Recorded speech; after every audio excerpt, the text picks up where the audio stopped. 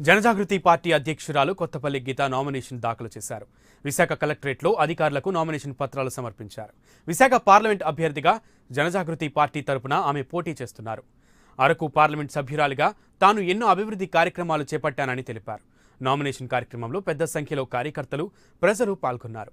అందరితో కలిసి ర్యాలీగా వెళ్లి నామినేషన్ దాఖలు చేశారు కొత్తపల్లి గీత. కొత్తగా ఏర్పాటు చేసిన జనజాగృతి పార్టీని రాష్ట్ర ప్రజలంతా ఆదరించి తనను, తన పార్టీ అభ్యర్థులను గెలిపించాలని ఆమె కోరారు. జనజాగృతి పార్టీ ఇప్పుడున్న రాజకీయ పరిస్థితుల్లో మ్యానిపులేటివ్ పాలిటిక్స్, కుల రాజకీయాలు, వ్యాపార రాజకీయాలు, డబ్బు రాజకీయాలు, ఇలాగా ప్రజల్ని కేవలం ఒక ముడి పదార్థంలా చూసి కొనుక్కుందాం అనుకుని వచ్చే నాయకులకి ధీటుగా నిలబడడానికి, గట్టిగా ప్రశ్నించడానికి, గళం ఇప్పడానికి జనజాగృతి పార్టీ ఏర్పడింది. మీకు ముందుగా చెప్పినట్టే ఉత్తరాంధ్ర నుంచి మన పార్టీ ఇక్కడి నుంచే ఆపరేషన్స్ చేస్తుంది. ఎందుకంటే ఉత్తరాంధ్రకి నాయకత్వం కరువైంది. మనకు కావాల్సినవి మనం తెచ్చుకోవడంలో మనం ఫెయిల్ అవుతున్నాం. కాబట్టి ఉత్తరాంధ్ర కేంద్రంగా సాగిన జనజాగృతి పార్టీ నుంచి పార్టీ అధినేతగా ఉన్న నేను విశాఖపట్నం పార్లమెంటరీ కాన్స్టిట్యున్సీ నుంచి ఈరోజు నామినేషన్ దాఖలు చేయడం జరిగింది.